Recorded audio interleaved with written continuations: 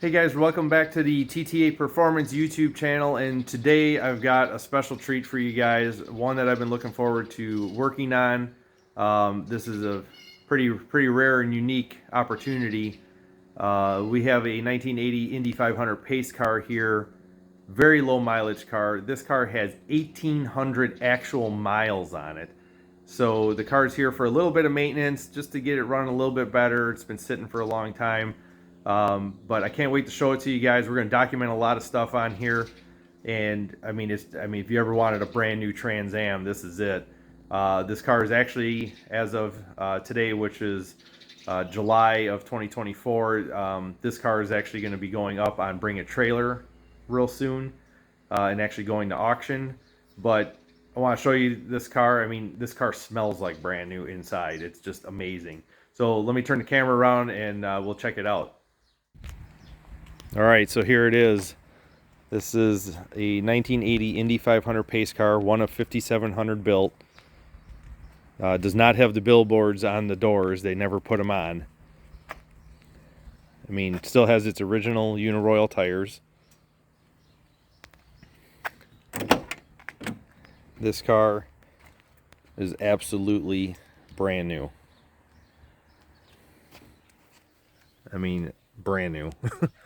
As you can see, it has 1,832 miles on it. An interesting thing there, audio boost. It's low. It's got some interesting options. It has the audio boost, which is the factory amplifier, because it does have the digital ETR radio in it. And looking over this car, you know, there were some options for the pace car, and what we see here is one of them that was not checked off was it does not have cruise control. It's a factory non-cruise control car. Also, it does have the ETR digital radio in it, and it has the audio boost, and it has rear defogger, but it is not optioned with, there's no power antenna. Some people think the ETR radio automatically got you power antenna, but apparently it did not. One of the things I wanted to point out about the ETR radio that I think a lot of people don't know this. When I'm going to turn the key on here to turn the clock on. The digital radio, because when you're sitting in the car, I don't know if I can get the perspective or not. When you're sitting in the car, it's kind of hard to see the display due to the dashboard overhanging. So what they have is, I call it the prism. It's basically, see if we can get into it. See it there? It's got this plastic angled lens that's like stuck on double-sided clear tape or something onto the radio face, because this way then when you turn the key on, you can actually see the display. It angles the vision of the LED display, which I thought, you don't see that. I mean, a lot of ETR radios that fell off and it's missing. It's not part of the radio, it's actually added to the faceplate of it. So I thought that was really interesting to see that. But like I said, it's absolutely brand new. And we're going to get this car up on the lift then later to look underneath and see about like any tags or markings or anything like that. Little bit of paint wear I see right here. Maybe it had a cover on it. I'm sure it probably did at some point.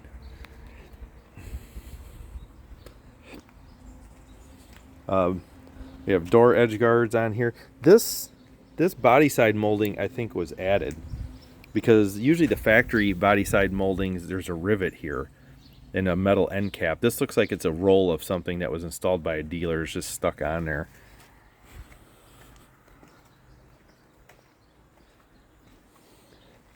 I mean, the hood bird is just perfect. Absolutely perfect. Boost lights, all original, in excellent condition. Let's open the hood here and take a look. So under the hood we have our decals all in place. You can see they're not installed perfect. This is probably the better one that I've ever seen installed, where as far as straightness. Caution fan, again, just kind of slapped on there. As you can see, they're never really perfect. Yeah, everything is just, and you know, it's just a brand new Trans Am. Still has the PYL decal on the valve cover. PYL is the 3-letter code for a turbo 301 in 1980. It's also stamped, it would also be stamped in the block. But we even have some of the paper tags still attached to the engine. I don't even know what they say. It might be some barcodes or something. Just overall in great shape. Tower clamps. Somebody's already done a radiator hose, at least the clamp, because that's not a factory clamp there. In fact, I think they replaced the upper hose probably because it doesn't have a factory clamp. There's no tower clamp there. Yeah, somebody's already put some hoses on it, it looks like, probably due to age, which I don't blame them. Looking at, I think these are the factory ignition wires. There's probably a date code on them if I look hard enough. Somebody's put a flushing tee in the coolant hose going to the plenum, so they must have had the coolant flushed at some point. I'm just going to leave that on there. Something to note also, notice that we have the color of the engine being Pontiac engine, or sorry, not Pontiac engine blue. This is GM corporate blue is the correct color of this engine. GM corporate blue, but the back of the air pump is actually a darker blue. It's almost like a Ford engine blue.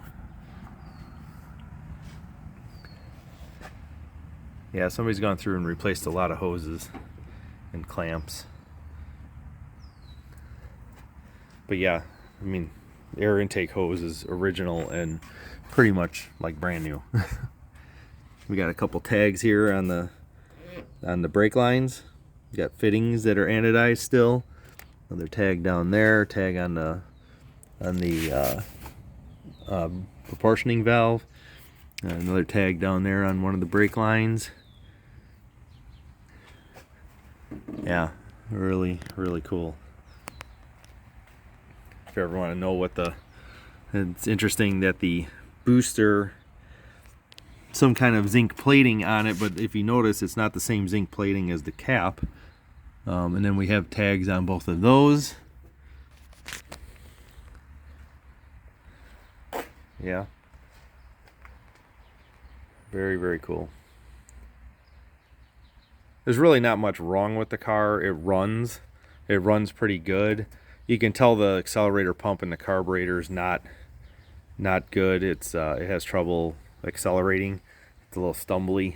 That we're going to go through the carb, but we're going to go through the carb in a different manner than our normal rebuilds. I'm sure that the idle mixture screw anti-tamper caps are probably still in the carb. I'm trying to see if I can make it out or not. Yeah, they're still in there. You can kind of see it right there. It's hard to tell, but yeah, we're gonna keep those in there actually. If everything is right, the choke housing probably has rivets in it. Yes, it does. I can see them from here, so we're gonna not mess with the choke housing either.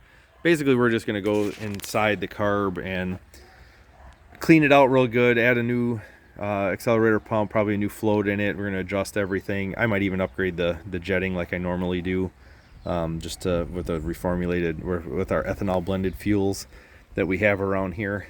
It kind of helps it out. But even those paint marks on there, they kind of look like it. But yeah, absolutely stunning vehicle. Very cool. You can see the pinstriping here. I'm going to make note of this. This is actually a pre-done decal.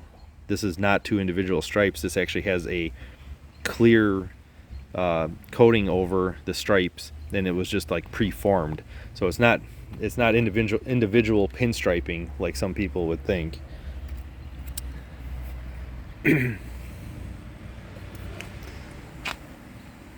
Yeah. Oh, it's locked. That side's locked. Still got the splitter tips. What I plan on doing here is probably taking some dimensions when I have it on the lift. We'll measure some dimensions and kind of look at the angles just to see what a factory exhaust tip looks like. This is kind of a common question with people, is they're like, oh, you know, how far down do the tips hang and where are they? And if you notice, they're not straight down. They actually angle out. So yeah, we'll get this on the lift and take a look. One of the things I do know, wow, I've never seen like perfect taillights. One of the things I do know about this car is that the dealership ordered cruise control for it through the parts department. So in the trunk is a box with cruise control items to actually add cruise control to it, and it was never installed. There's actually a receipt in there dated 1980. But yeah, definitely a time capsule, museum car if you ask me. So yeah, let's get it inside. Something else I just noticed, how you can tell if a car has its original carpeting in it is that little black rubber boot. That is for the floor mounted dimmer switch for the high beams of earlier cars. If you notice, I believe 1979 switched it to the steering column for the high beams. Don't quote me on that. But they never changed the carpet. So an original carpet has a plug where the dimmer switch would go. Just wanted to make note of that. All right, got the car in the air. Now what I'm noticing on this that's actually pretty cool, most of the pace cars, I shouldn't say pace cars, but majority of the Trans Ams, like if it is a low mileage car, I've seen, and especially pace cars, they were undercoated when they were new. The dealership would send them out and have them undercoated, so there'd be stuff sprayed all over the frame and all over under the hood and body plugs in the door sills and stuff. This car was not, and that is amazing. I mean, this car is unbelievable. So something to note here: these nuts are actually anodized blue, and I believe that is because in the service manual, if you look, they actually claim that if you see a blue coated hardware, either the head of a bolt or a nut or whatever, that it is supposedly metric. And I'm wondering if that's the case here or if they anodized it for some other reason. If we can see the head of the bolt, let's see what the markings are on it. I don't think there is any markings on that one. It seems, trying to see if it is a metric bolt or not. Yep, 10.9. That's a high grade metric bolt, so that's why that one's blue, is to tell the mechanic, hey, this is metric hardware. Yeah, same thing it looks like on that ball joint. We've got the springs are in it. I thought maybe there'd be some tags on the springs. I don't see it. What else we got going on other than just some age? Heat shields, brake lines. Brake lines got a tag on it right there.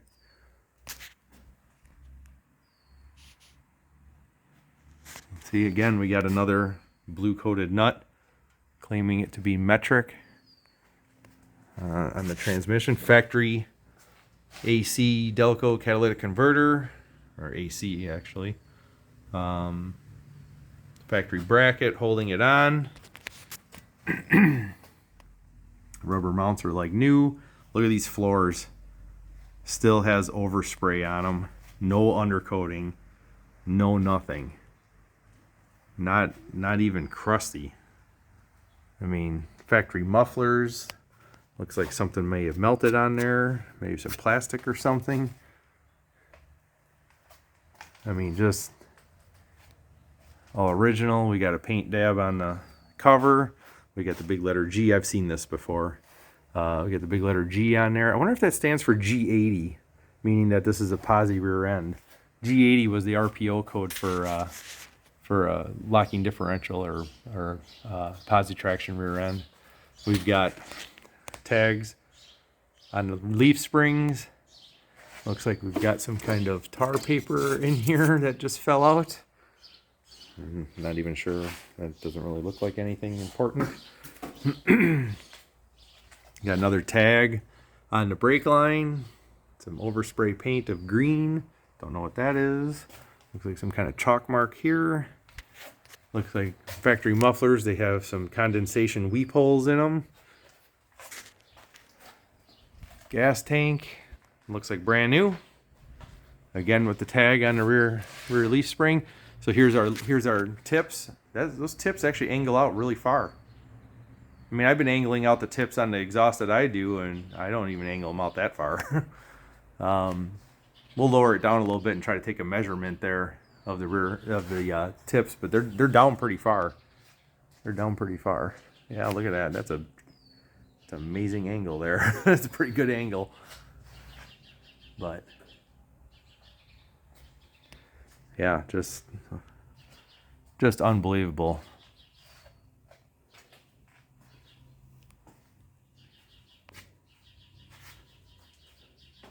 Is that the original oil filter on it? It is an AC Delco filter. PF47E. I doubt it's got the original oil in it. There's no way. But yeah. Wow. Amazing. Amazing. All right, let's get to work. So here's the tailpipe tips for reference in relation to alignment with the side marker light and how far they sit down. You can actually see that it looks like the splitter part is just poking out past the quarter panel. And as far as reference to the underneath of the car, looks like it's just past the taillight panel, past the gas tank, I guess you could say. It doesn't go all the way to the quarter panel end. It's back from there. But I would say almost even a little bit in front of the last portion of the side marker light. The real interesting part is the angle. The angle of the tips are pretty dramatic, and both of them are like that, obviously. But yeah, they do angle out quite a bit. They're not straight down.